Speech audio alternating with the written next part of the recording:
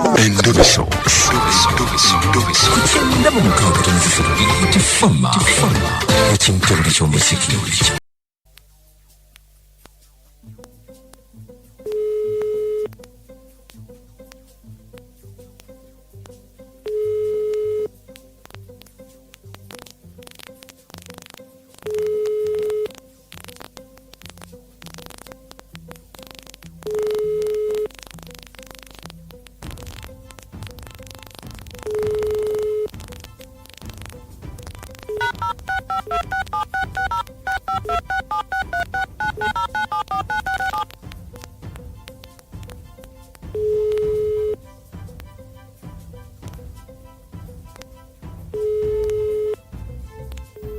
Mbadde nvuga. Kakoza Mutale. Halo. Oli otya? Yendiso. Bampise Kadima na Mayanja ne Kabogoza tuli ku Beat FM ekinta buli ky'omuziki wano Mutabizi. Oli ku Beat Sebo Kadima nkutegedde Sebo. Obulamu buli butya? Bwe butya Sebo. Ate otugambye nti ovuga. Mbadde ne mukuvuga bali ku Beat bambi mbadde nvuga ali mpakinze wano mu Kisenyi mpakinze. Opakinze? Sebo. Okay, kale bubaka bwo twabufuna. Sebo. Ngoyagala tukubire mutawaana ki? Kakati mukuru Kadima. Ndi ku Beat kwennyini. Sebo. Kale Sebo. Kati mukuru Kadima kyali bweki. Nina muganda wange. Namuwa sente zange milioni emu n'ekitundu. Kati milioni emu n'enjimuwa mu 2014. Ng'ogimuwa ogimuwa okola ki? Kugitereka. Okay, yakuterekera. Azinterekere. Kakati awo banyamba kandi ndi kubika bakwira ku Beat nayo ginaweerezaayo. Bazimulyako wano. Kakati bwe namala omuwa sente ezo. Mu 2014 gwa musanvu awo. Okay. Era twaliwo naye nga tuzibalawo ne muwala bamuyita Topiwo erinnya lirabya Topi. Njirabe muganda bamuyitani? Yesekana. Kakati gwe wali tosobola kweterekera sente? Nali njagala azitereke. Nyinza zirya nga njagala kapoloti. Nga njagala kapoloti. Kakati omwami oyo. Nenzimuwa namugaa zikole ki? Azitereke. Aziterekere. Kati oluvannyuma mu 2015. Mu mwezi gw'okubiri gwakusatu awo ne bankwata ne bansiba. Wakola ki? Batuyungayunga ebisango olwo omuntu yankubira 10 ne batuyungayunga ebisango sanga awo. Ebyo ne biggwa. Kati ebbanga linamako.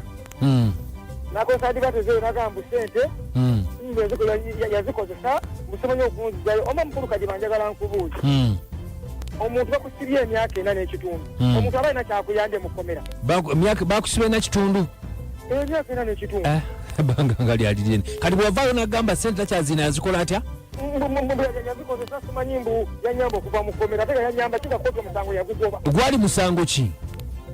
Gwali gwa robali nga bateekako ekisango kya robali awo. Naye omusango gwali gwankwasisa gwali mulala.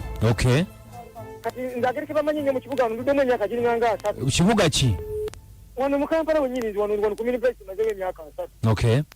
Ku Mini-Price wano. Kakati bwe balabanga mbataddeko n'olugezigezi nga baagala kubba pikipiki yange. Basinga okwetaaga ku polisi bansibe bakole ki? Bagitwale ne mbalemerako nnyo ne bateka ku fayiro endala yali etambula awo. Ng'ani ayagala okubba piki? Bamuyita Ayebale wa polisi. Ayebale ne Ronald. N'omwami mulala bamuyita Onene. Bonna balina wano amanya. Kakoza. Kakati gwe kiki oyagala tukuyambe? Mbadde njagala kunyamba mukulu wange mukule mugamba nti omusajja temuwa sente ze ate yava mbizibu. Bakutadde? Banta mwaka guweddawo mu Gwakutaano. Kati ndi mwaka gumu ebweru kati. Kati gwe bw'oyogerako naye agamba atya? Bwe njogera naye yekambeza manyi RC1 wa kitundu ku kyalo eyo waffe nze ndi weno nze nzalibwawo ziro. Zalibwa ziro obwawo kati yekambuwaza ate ye kyayimanyi weli nakisama teri bw'owulirayo nakisama teyo. Ndabako wano erinnya taata Jeni. Yoyo nyini sekana. Ne ndabako wano otaddeko n'ennamba ya muwala we Teopista. Yarisibinga sente nga yazibala wali nga ayimiridde nga wali nagamba zikwasa oyo omwana byonna byenkola. Be baabala akamu ekitundu. Omuwala yakabala. Ye nga ayimiridde wali nga alina abayogera nabo ng'owero. Ndaabagamba. mwalange sivika sere za kitaawo oyo omaloja zipanga maliza byenkola wange era mulozimu zinentambula byange kuba mukulu wange temwawandiika wantu wonna oli mukulu wange nali sinza kugamba nti wandike tujja kulima mukulu kadima kola okay kati nga bwali mukulu oba kitomusonyiwa akasente kale katumukubirako tulabe tulabe kyagamba nkale okay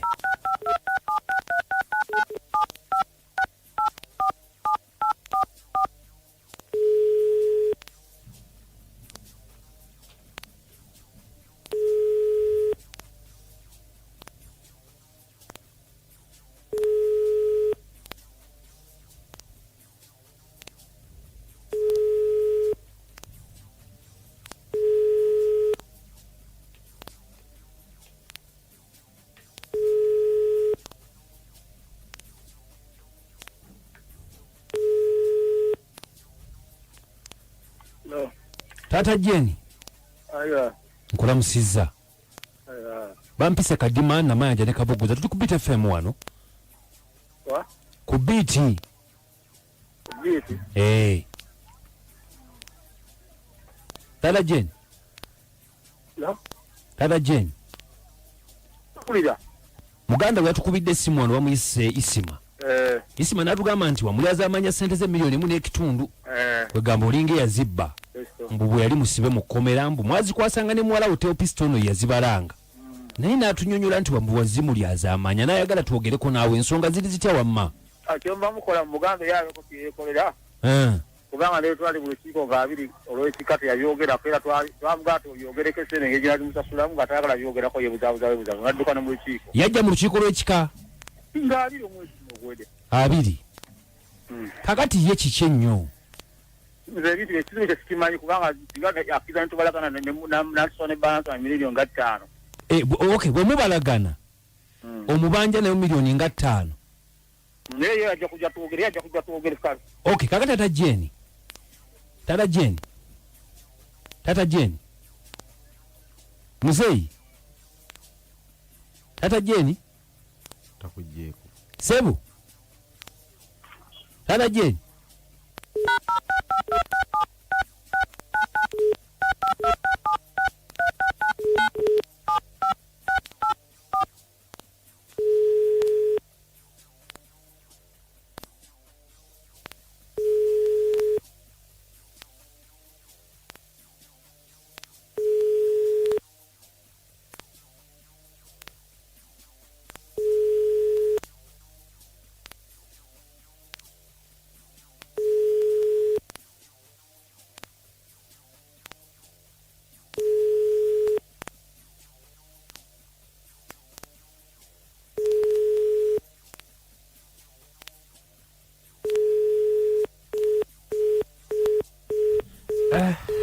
Aba Tata Jeni aleka musajja wagume aika simu wangu eka baina ensonga ze agambye ati naye munange alina kyayogedde n'agamba nti yamuweerayo endalira kyambanja milioni nga 5 toza yamuweerayo mu kkomera naye ate omukulu atunyonnyodde n'agamba bamusiba emyaka 4 n'ekitundu kale katulope mu bakama bafe abawuliriza tulabe kye bagamba Kadima webale tuweereza dadi kale amanya abeera Barnabas na sizidane kabisakana kasongola ambasada w'abaluli kakati Kadima n'ensonga zaabwe z'omunda bagende empola tetwogerayo ebyaffe Barnabas balina ensonga zaabwe ez'omunda wangi Kadima yep obulamu bugamba ki obulamu bulungi muko namanya njane kabogoza mbagala nnyo yesebo yenze kato Godfrey wano busiika bali batya bali ku katsawo kati tulwano tweyagala tetuyina buzibu mwebale naye ekyamazima kirindi waliwo ensonga ze bayita ez'ekika ziyinza okuba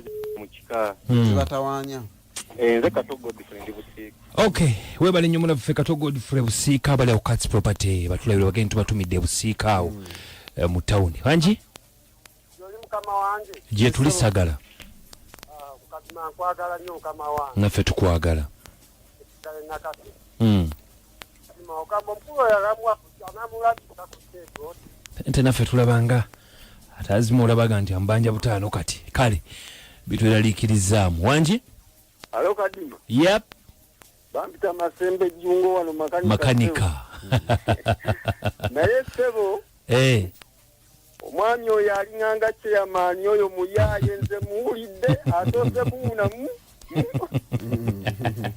Okay, tuyanze gencha